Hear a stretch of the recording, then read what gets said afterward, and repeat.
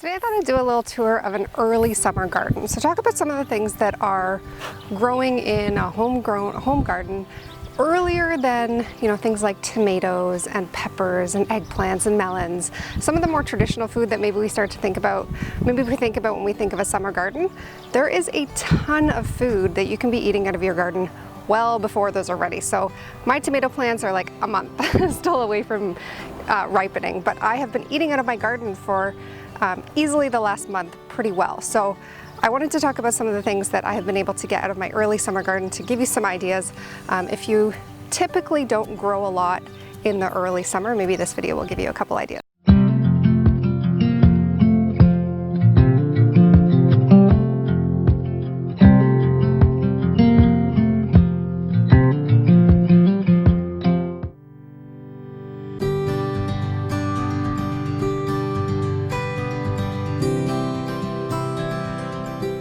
This is my pea bed. Well, half of it is peas and half of it's beans. The beans aren't ready yet, but the peas have been growing really well for the last, 3 or 4 weeks or so.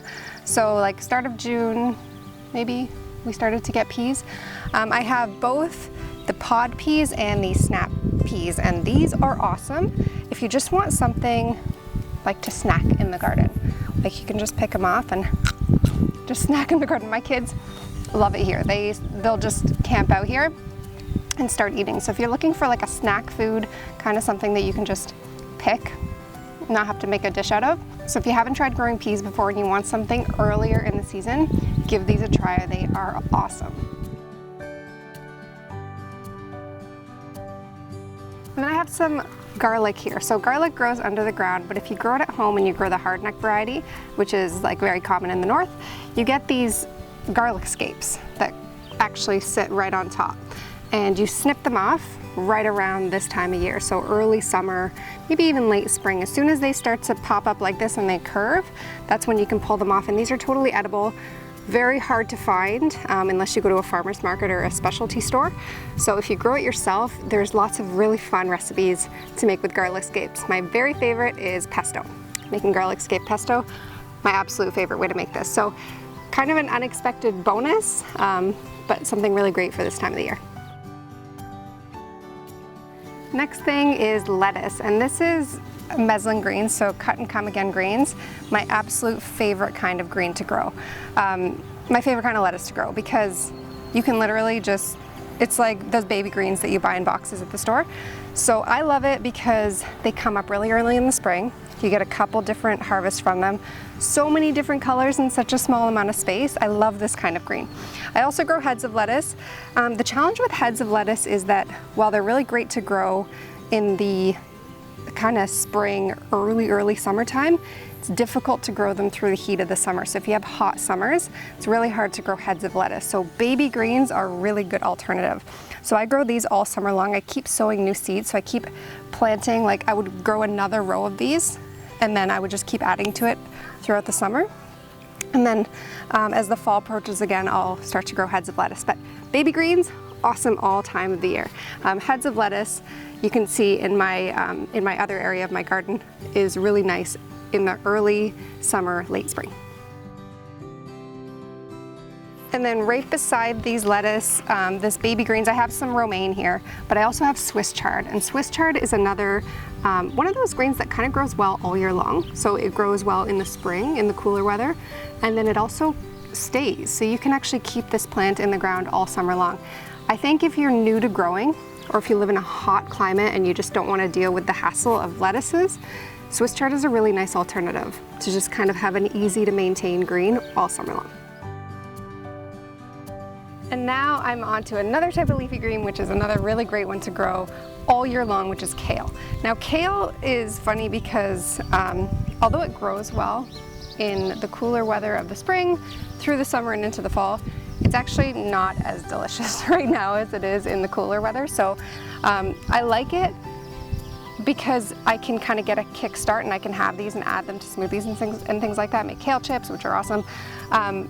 But it's not really my favorite. Like I can actually snack on kale in the garden in the spring and in the fall once you get kind of those cooler nights. But in the summer, like it's not delicious to just snack on kale in the garden in the summer. So while it's great to grow all summer long, and in the early summer, fall, it's definitely more of a spring and fall kind of green. So it's really nice because you can kind of grow it all year. As you can see, it's already pretty full in the early part of the summer, but just thought I'd mention that it's not as delicious at this time of year as it is in the cooler months. All right, now this is maybe a controversial one, probably not one that everyone's going to want to grow, but I thought I'd say it because I do have a lot of it. These are dandelion greens. So yes, I grow dandelion on purpose, and yes, I have dandelion in my lawn, but this is different. This is a specific variety of dandelion, one that you would find in like a health food store. And I grow this because it's so good for you. Like you can literally just take, sometimes if I feel that like I've had too many sweets, or if I just kind of want that bitterness, like I'm missing it from my diet, then I just sometimes come out, pick a piece of dandelion and just eat it.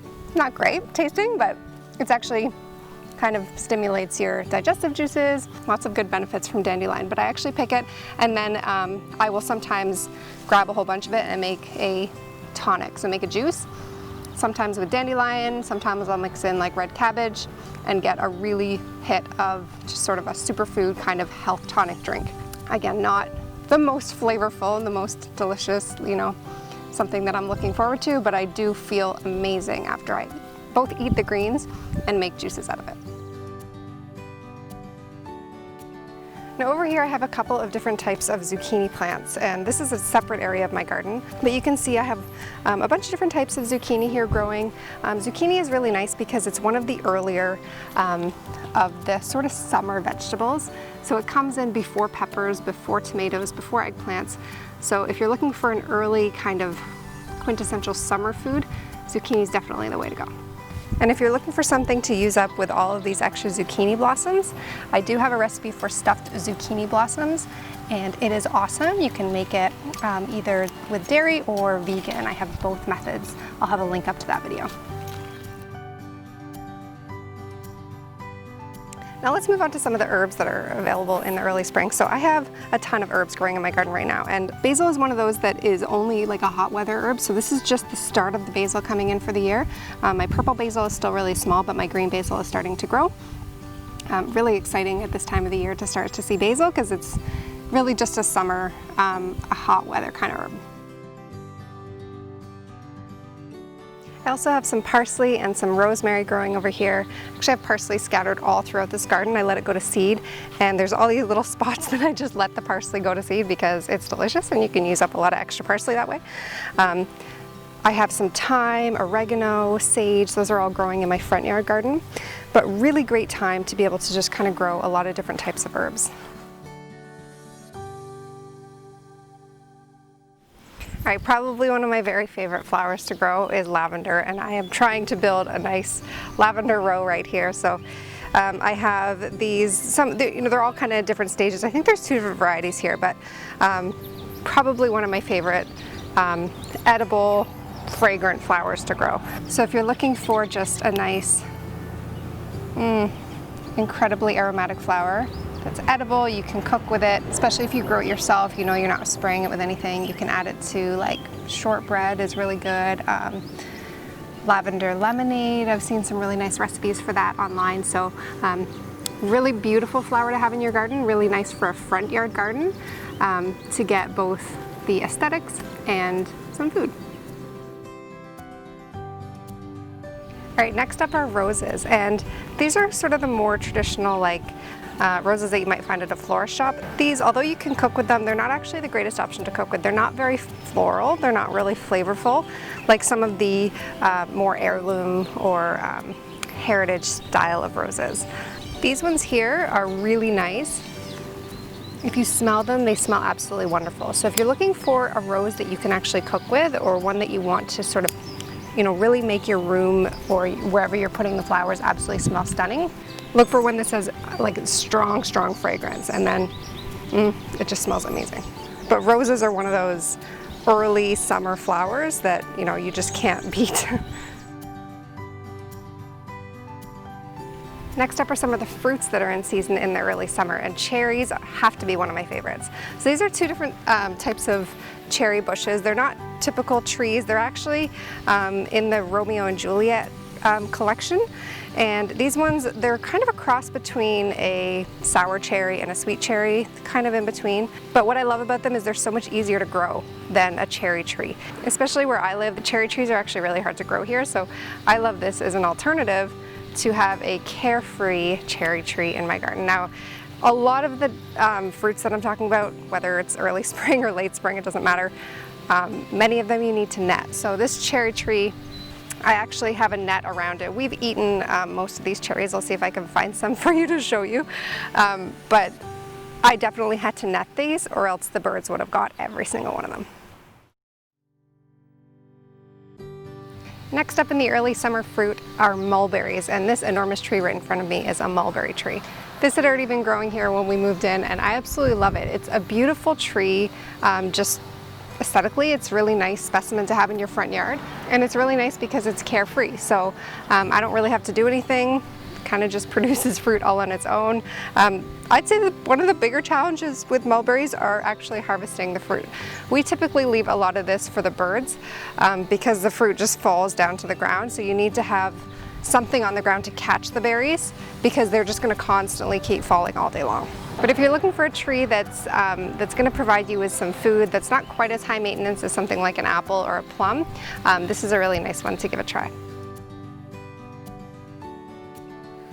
Another carefree summer berry are Alpine strawberries. So Alpine strawberries are just kind of like a tiny little baby version of a typical strawberry.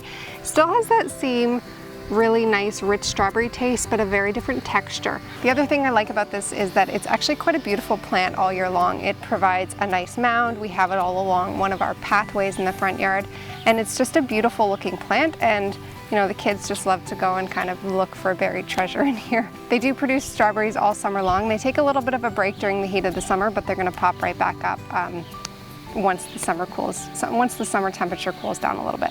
So kind of like an all-season strawberry.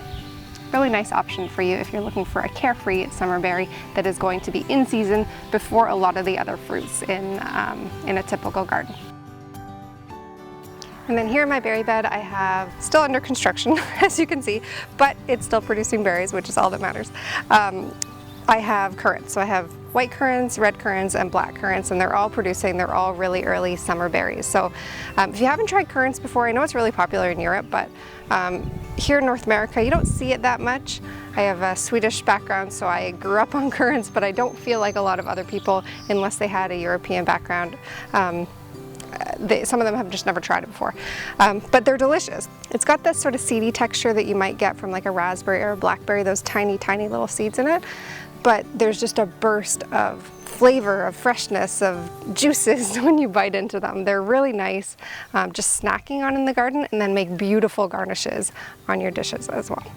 So hopefully by now you've seen that even though there are lots of traditional summer foods like tomatoes and peppers and melons and corn that we might all be used to, and it's maybe what we think of when we think of summer food, all the things that I showed you today are, well, they come into season well before those. So if you're looking to start eating out of your garden earlier this year or next year, then take a look at some of these varieties I showed you today. I'll have a list of all of them in the blog post. Certainly give some of them a try. There's plenty of others that I didn't talk about today, but this is a really nice, sort of easier on the spectrum things to grow in the early summer. So I hope this video was helpful, and I will see you in the next one. Bye. Ay, these rocks are hot. Oy, oy, oy. You're used to finding at like a florist shop, which are... Next up are some of the flowers that are in season. No, not flowers, these are fruits.